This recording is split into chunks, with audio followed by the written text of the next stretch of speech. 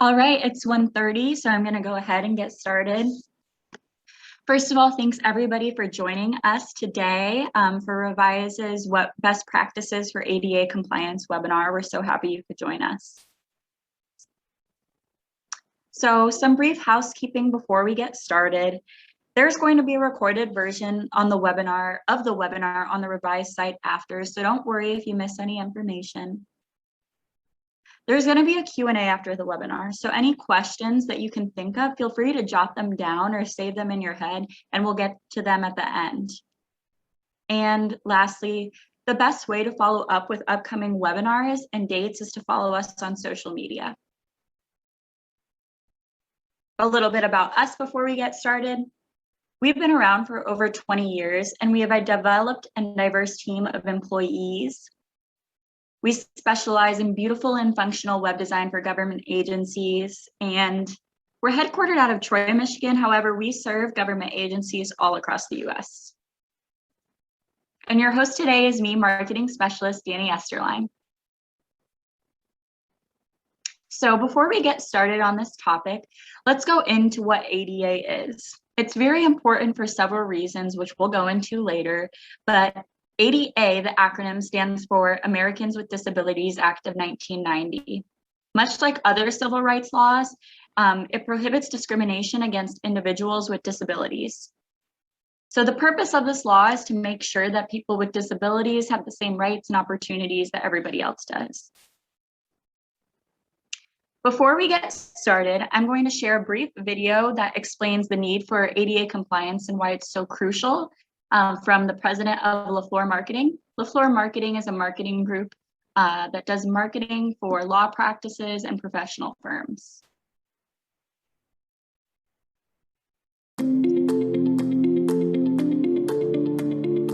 We're getting more and more requests for information around accessibility on the websites that we build and the ones that we manage, as well as clients that are bringing us an existing property to ask us for help around making those accessible and more compliant for individuals with disabilities. 61 million people in the United States have some form of disability, and that amounts to about 26% of the population. For your business, it is essential to be able to be reachable by that population because it represents a significant group with buying power. In order to make that happen, your website needs to be accessible to that group. The Web Content Accessibility Guidelines define the ways that you can make your website be more compliant for a broader group of people. Those details can be found at section 508.gov for you to take a look at and see what you could do to make your site compliant. So what we would do is encourage you to be proactive about that. Make your site compliant. There's good business sense in doing that. We can help you with that. There are a lot of resources out there that can help you steer your way through that. Start now. Try to get in ahead of the curve so that you could be the leader in this space. Service a very important group of people who otherwise would not be able to utilize some of your services. So he does a good job of explaining the importance there. So let's break it down a little bit. Before we go ahead and get started with the rest, one thing I want us to all keep in mind during this webinar is that the acronym WCAG, which stands for Web Content Accessibility Guidelines, are exactly that. These are best practices to follow. There's no necessarily absolutely 100% correct way.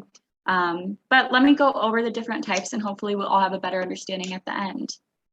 So within the Web Content Accessibility Guidelines, there are different levels of ADA compliance.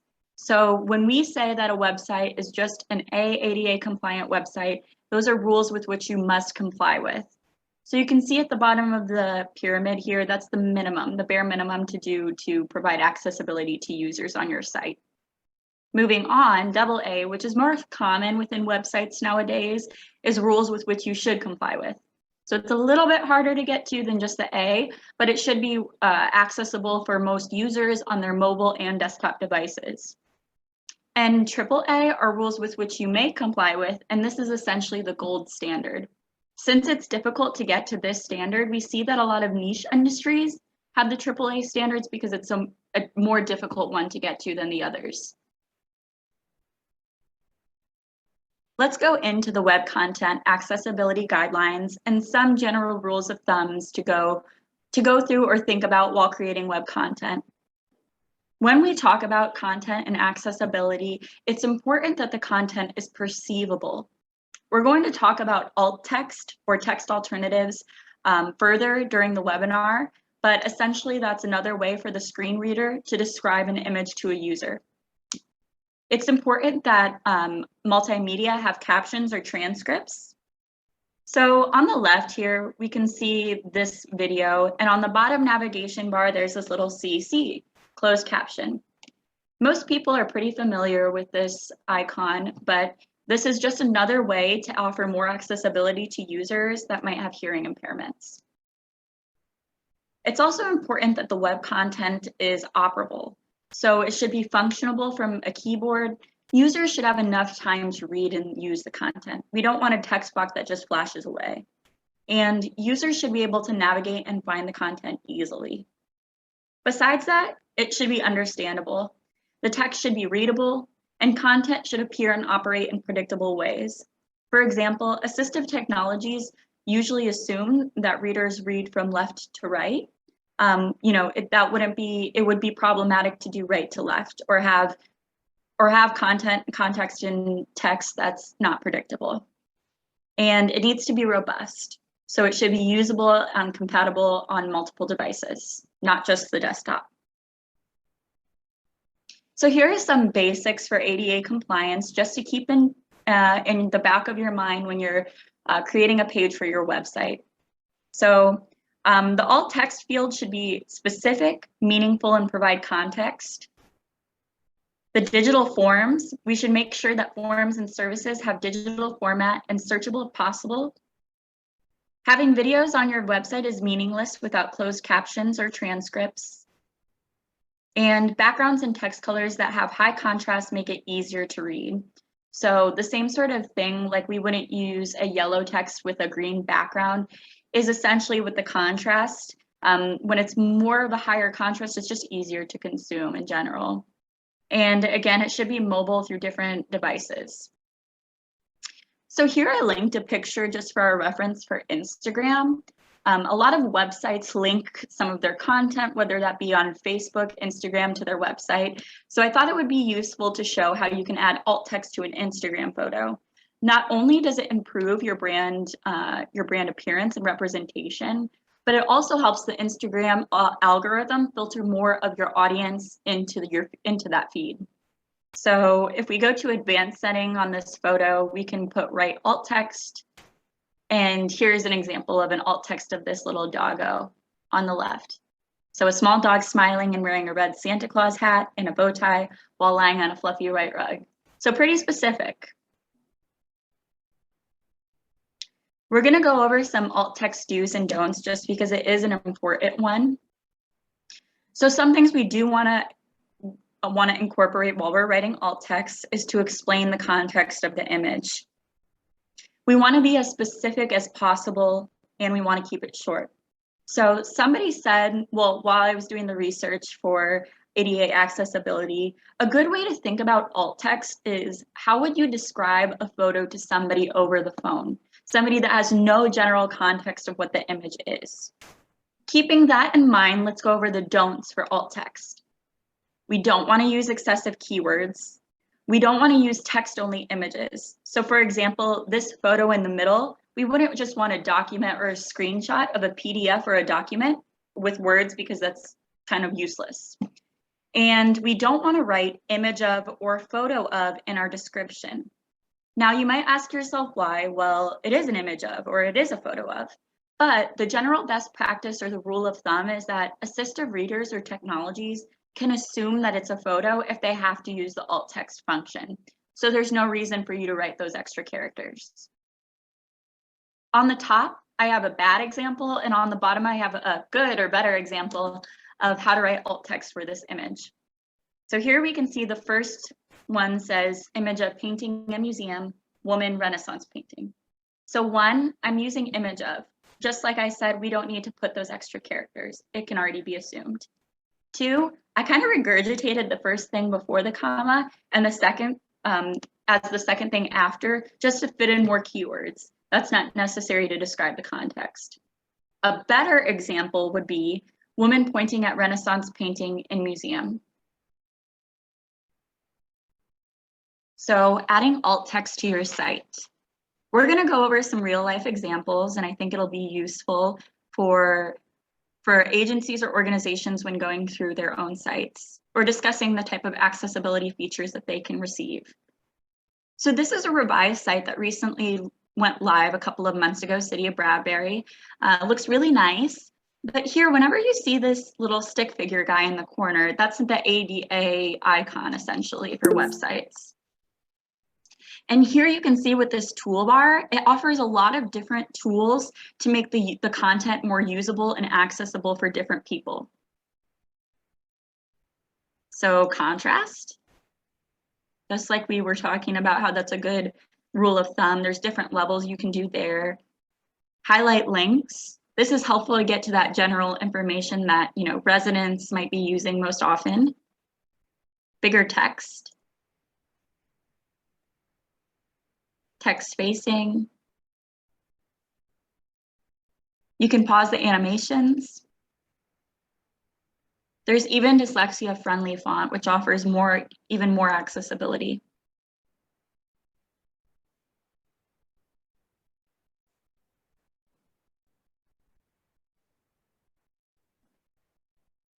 Can you guys see the site? Sorry, I just got a Q&A that said we can't.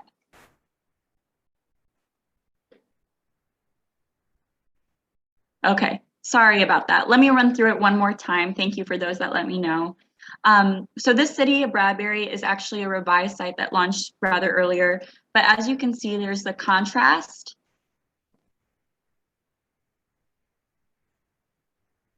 Highlight links to draw attention to those forms and buttons that residents are using more often. Bigger text. Text spacing. Just providing more options for accessibility and user content. You can pause the animations. Here's some dyslexia-friendly content. Again, just another way to make things more accessible. Cursor to help stay on track of information and content. Reading mask. Reading guide. So I'm not going to go through all of the toolbars, but you kind of get the point here. It's user-friendly, it's simple, and it just offers more access to the same content that you want everybody on your site to receive. And like I mentioned earlier, because this screen wasn't working, I'll mention it again. This little guy in the corner is essentially the ADA, or the general rule of thumb. So when you see this little icon on sites, if you click it, it usually should have some options for you to make things more accessible.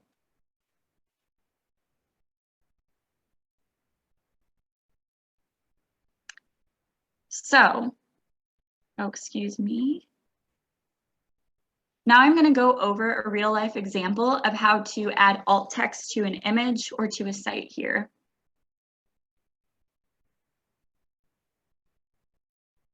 So this is a Revize demo site. I'm not going to go into a full tutorial.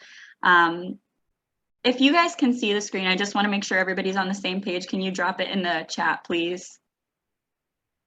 Okay. How about now? Okay, awesome. Sorry about that confusion, guys. But anywho, this is a Revize demo site.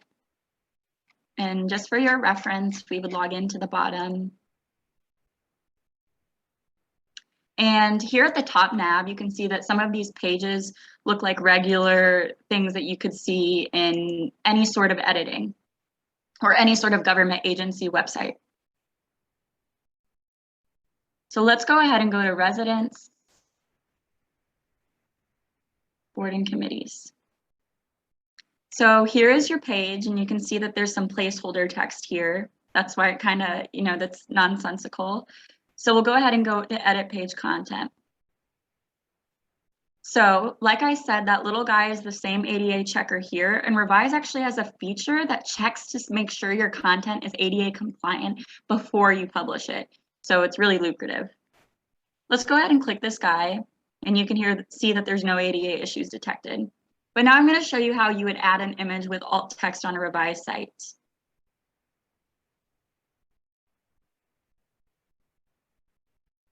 So I'm going ahead and using one of our photos, and this is Kevin Jepson. That does a fine job of explaining what the photo is, right? And the description actually generated from that photo. So we'll hit save here, but let's check the ADA guide just in case. And it says image issue. So it's non-descriptive because it's the same alt text as its file name. So it should be more descriptive and more specific. So let's go ahead and try and change this guy out to be a little bit more specific.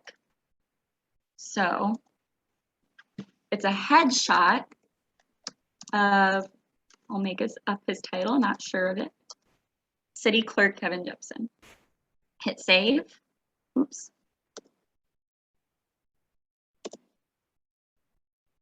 And no ADA issues detected. So you can see with a simple fix, it even offers you suggestions on how to fix the ADA compliance. It's a really great tool.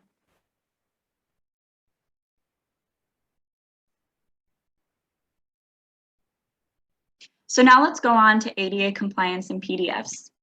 I think PDFs can be intimidating to a lot of different people for different reasons. However, I'm going to drop the actual Adobe ADA PDF handbook in the chat.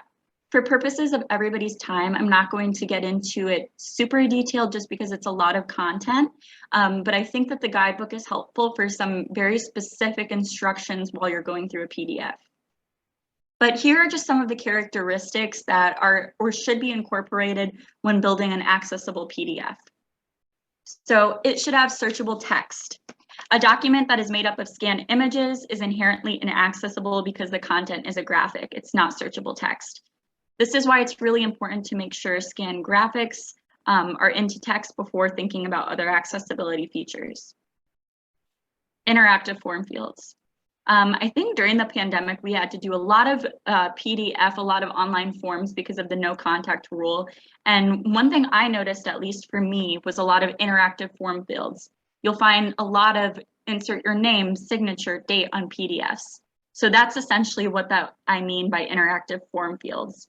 Now, normally some PDFs contain forms a person is required to fill out, but in order to be accessible, a user must be able to input the information. If they can't type it into the PDF, it's useless. Just like documents, there should be alt text for graphics.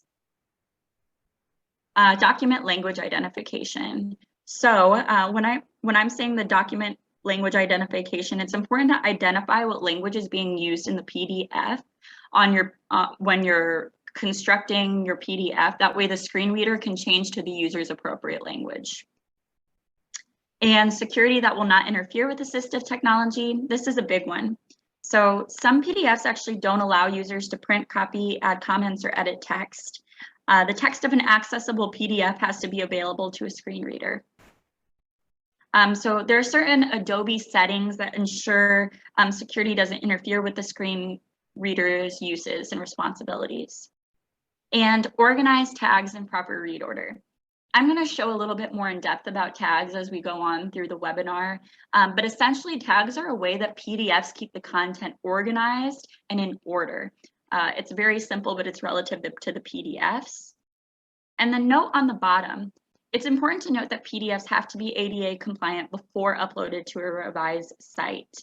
So that guy that I showed you earlier when we were editing the Kevin Jepson photo, that only works for the website features. It can't read a PDF unless the PDF should be accessible or ADA before uploaded to a site. So here are some features to end us off on creating accessible PDFs. So there should be a creation of tagged PDFs from authoring applications. And what I'm going to do here, now share, so everybody can see it. So this is some of the Adobe tag, and I'm just going to show you what it looks like so we're all familiar. But if you open up a panel or the tags panel on the PDFs, this is some of the sections that it's organized into. So it might not make a lot of sense to some, however, the screen readers will be able to organize that information. again, I'll drop this in the chat with the Adobe handbook just so that we're on the same page. It's a really great resource. So there should be conversion of untagged PDFs to tagged PDFs. So we want to make sure that that side panel with the tags is in order so the screen reader can accurately represent the information. There should be security settings that allow screen readers to access text. There should be ability to add text to scan pages to improve accessibility.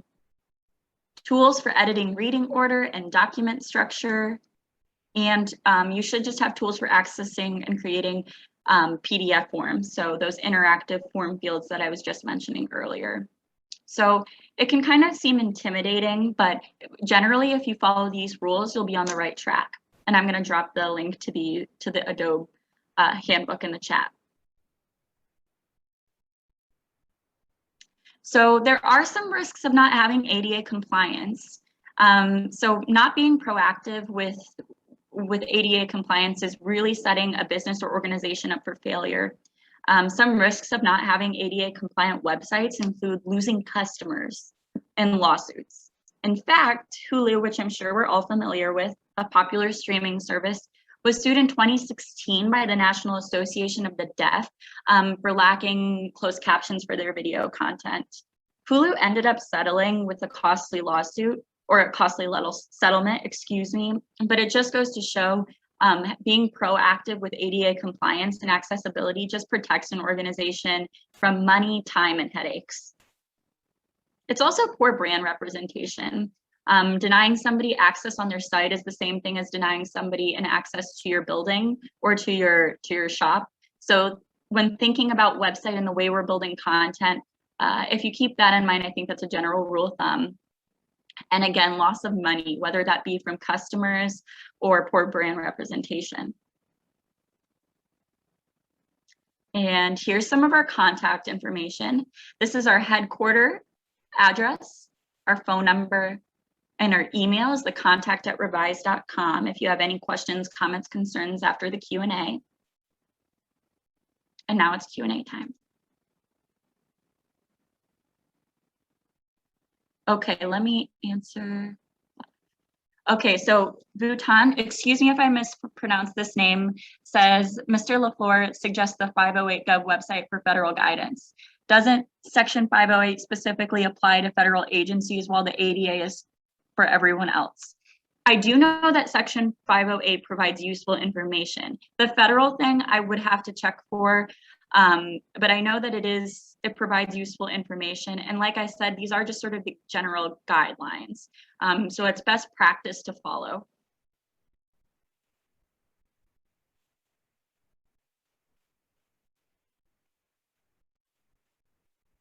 So David DeRong asks, does Revize proactively review their websites for ADA issues on behalf of their clients? So I know that the ADA accessibility feature on Revize is a relatively new feature, but this is a way just to sort of self-check. So Revize builds the software for clients. However, the clients usually manage their own pages. So that ADA guide that I showed you on that tool is just a good way to self-check. And when I drop that chat too, that'll be a good one as well. So to answer your question, the feature is a way to proactively review their clients' own websites. Pedro asks, how do I know which level of ADA compliance my organization websites will follow or should follow? Okay, so when we're talking about the different levels of ADA compliance, like I said, there's just some different guidelines. So when we talk about just the A, that's the bare minimum, but it just sort of depends on your organization or your site. In my opinion, government agencies should try to be to the AA standard or AAA if they can, just because residents, there's a lot of users that you don't know what sort of disabilities that they may have, and you want everybody to be able to receive the same content. So it just depends on how much you're willing to put in and the result you want to get out.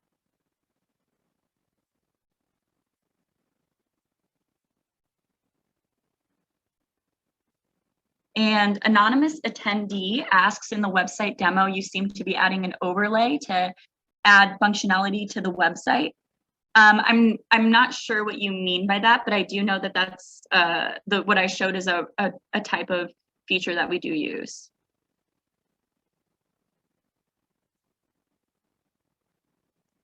So Becky asks, there is a feature in our site's file manager that automatically converts Word docs to PDF. Is it best practice not to use this feature anymore? So what I would say to this is the turning Word docs into a PDF is a really quick and efficient feature. It's great if you're quick and you're on the move, but like I said previously, it's important to make sure that the PDF or the is ADA accessible before it's uploaded to the site. So once I drop that Adobe handbook in the guideline, that might give you a better idea of what a PDF looks like. Okay, so I'm gonna go ahead and so Anika actually wrote in the chat, would less is more on alternate image description work. For example, using the word image or document or promotional flyer. So just like I mentioned earlier, Anika, with using the word image, it's not really necessary because we can assume if a screen reader is using the alt text that they know it's an image. I would say less is more with the description, but you still want to be specific. So, you know, instead of just saying document, you could say document that covers city's annual fundraiser. Just something like that that's a little bit more specific. So let me go ahead and drop this link.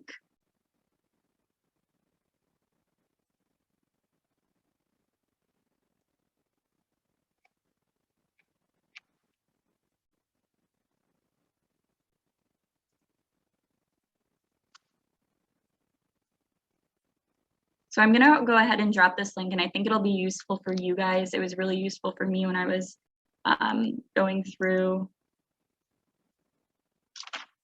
the research for the presentation. So that gives some more detailed instructions that I'm not gonna go through for respect for everybody's time. And then let me drop the tag, because I think that is sort of a newer concept.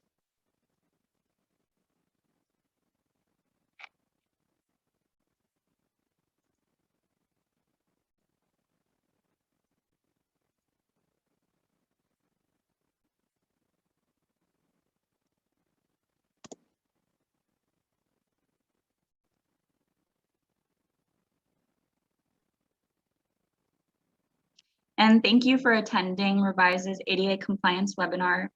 Sorry about the hiccup with the screen. I hope you guys got all the information, but if not, a recorded version of this webinar will be uploaded to our site, and you can always email us at contact@revize.com for any questions that you felt were left unanswered.